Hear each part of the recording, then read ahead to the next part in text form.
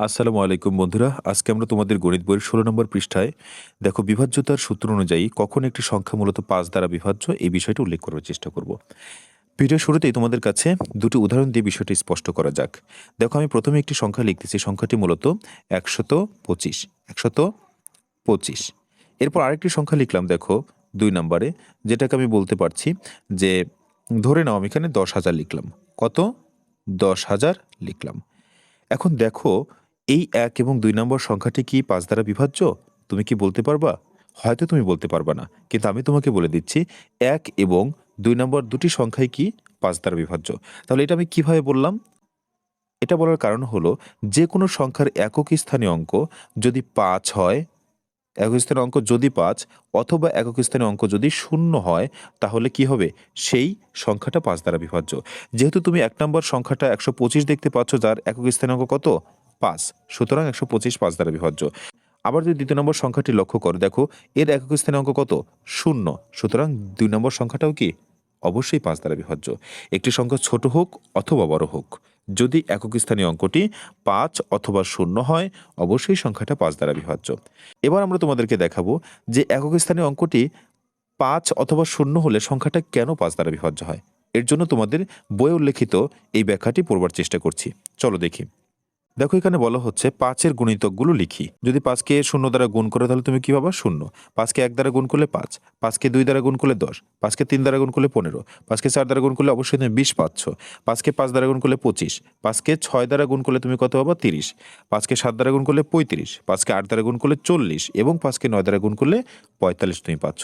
তাহলে তুমি এখানে কি দেখতে পাচ্ছ? দেখো ৫কে তুমি যদি ০ থেকে শুরু করে ৯ পর্যন্ত যে কোনো অঙ্ক দ্বারা গুণ করো, তাহলে তুমি যে গুণিতকগুলো পাচ্ছ সেই সকল গুণিতকের দেখো একক স্থানীয় অঙ্ক হয়তো ০ আর নয়তো ৫। এই জন্যই মূলত একটি সংখ্যা বড় হোক ছোট হোক, যদি তার একক স্থানীয় অঙ্কটি ০ অথবা ৫ হয়, তাহলে সংখ্যাটি মূলত ৫ দ্বারা বিভাজ্য হয়।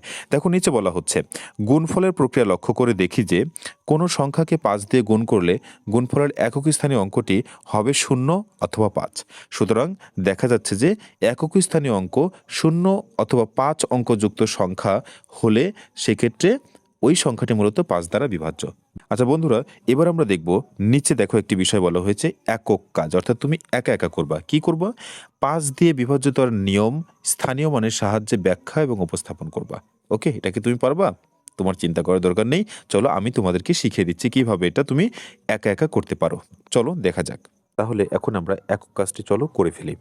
দেখো এখানে বলা হয়েছে ৫ দ্বারা বিভাজ্যতার নিয়ম স্থানীয় মানের সাহায্যে ব্যাখ্যা, অর্থাৎ বিভাজ্যতার নিয়ম আমরা নর্মালি অলরেডি জেনে ফেলেছি কিভাবে বা কখন একটি সংখ্যা ৫ দ্বারা বিভাজ্য হয়। বাট এখন আমাদের এই বিষয়টি মূলত স্থানীয় মানের সাহায্যে ব্যাখ্যা করতে হবে। সেক্ষেত্রে আমরা ধরে নিই একটি সংখ্যা, সেই সংখ্যাটা হতে পারে ১৪৫। তাহলে এই যে ১৪৫ সংখ্যাটি দেখতে পাচ্ছ, ১৪৫ সংখ্যাটি মূলত ৩টি অঙ্ক দ্বারা গঠিত, ৫, ৪, ১। তাহলে এই ৫, ৪, ১ এই ৩টি অঙ্ক তাদের স্থানীয় মানে কোথায় কোথায় অবস্থান করছে সেটা দেখে নিই। ৫ দেখো এককের স্থানে রয়েছে, যার স্থানীয় মান কত হবে বলো তো? ৫-এর স্থানীয় মান হবে মূলত দেখো ৫-এর স্থানীয় মান হবে, ৫কে কত দিয়ে গুণ করতে হবে? ৫কে ১ দিয়ে গুণ করতে হবে, তাহলে কত হবে? ৫।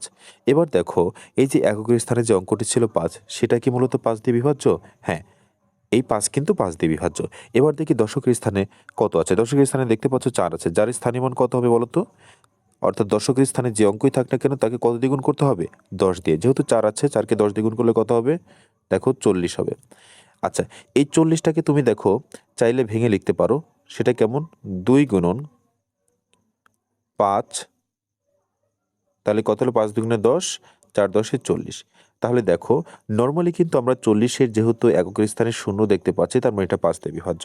আর যেহেতু স্থানীয় মানের সাহায্যে ব্যাখ্যা করছি, সেক্ষেত্রে আমরা এই ৪০কে মূলত ভেঙে লেখার চেষ্টা করব, অর্থাৎ তাদের গুণনীয়কের সাহায্যে লেখার চেষ্টা করব। তাহলে গুণনীয়ক কি পাচ্ছি দেখো? ২, ৫, ৪। ৪কে ভাঙলে আরও কিছু পাওয়া যেতে পারে, তবে মূল কথা হলো এই ৪০-এর মধ্যে দেখো তো গুণনীয়ক ৫ আছে কিনা। হ্যাঁ, গুণনীয়ক তুমি ৫ দেখতে পাচ্ছ। তার মানে হলো এই ৪০ যে সংখ্যাটি, অর্থাৎ ৪-এর স্থানীয় মান, এই ৪০ও মূলত কত দিয়ে বিভাজ্য? ৫ দিয়ে বিভাজ্য। এরপরে দেখো শতকের স্থানে কত দেখতে পাচ্ছ? ১। তাহলে এই শতকের স্থানে যে 1 দেখতে পাচ্ছ এর স্থানীয় মান কত হবে? অবশ্যই তুমি বলবে 100 হবে, কারণ 1কে আমাদের 100 দিয়ে গুণ করতে হবে। তাহলে এই 100 দেখে তোমার কি মনে হচ্ছে? এককের স্থানে কি তুমি শূন্য দেখতে পাচ্ছ? হ্যাঁ, অবশ্যই শূন্য দেখতে পাচ্ছ। তাহলে এককের স্থানে যেহেতু শূন্য আছে, তার মানে কি হবে? এই 100 মূলত 5 দিয়ে বিভাজ্য হবে। আর আমরা যদি 100কে ভাঙার চেষ্টা করি, দেখো আমরা ভাঙতে পারি এভাবে, 2 গুণন 5, তাহলে 10 হলো, এর সাথে আমরা আরও 10 গুণ করে দেই। তাহলে দেখো তো 10কে ভাঙলে আমরা মিনিমাম একটা গুণনীয়ক 5 পাই কিনা? অবশ্যই গুণনীয়ক 5 পাচ্ছি। তার মানে এই 100 সংখ্যাটিও কত দ্বারা বিভাজ্য? অবশ্যই 5 দ্বারা বিভাজ্য। বন্ধুরা, আশা করি বিষয়টি বুঝতে পেরেছো। তাহলে আমরা যে এখানে 145 যে সংখ্যাটা দেখতে পেলাম, যে 145, এক্ষেত্রে আমরা তাদের স্থানীয় মানগুলো যোগ করলে এভাবে লিখতে পারি যে প্রথম আমরা দেখো 100 যোগ, এরপর লিখব 40, এরপর লিখব 5। তাহলে তুমি কি দেখতে পাচ্ছ? এখানে 5, 40 এবং 100, অর্থাৎ 5 তো 5 দ্বারা বিভাজ্য হবেই, এবং 5-এর বাম পাশে যে 4 তার স্থানীয় মানও 5 দ্বারা বিভাজ্য, এবং তার বাম পাশে যে 1 দেখতে পাচ্ছ তার স্থানীয় মান 100, সেটাও কিন্তু 5 দ্বারা বিভাজ্য। বন্ধুরা, আশা করি বিষয়টি একদম পরিষ্কারভাবে বুঝতে পেরেছো যে কখন একটি সংখ্যা 5 দ্বারা বিভাজ্য হয় এবং একটি সংখ্যা 5 দ্বারা বিভাজ্য হলে সেটাকে স্থানীয় মানের সাহায্যে কীভাবে ব্যাখ্যা করতে হয়। তাহলে আজকে এ পর্যন্তই। সকলেই অনেক অনেক ভালো থাকবা, সুস্থ থাকবা, এ বলেই শেষ করছি। আসসালামু আলাইকুম।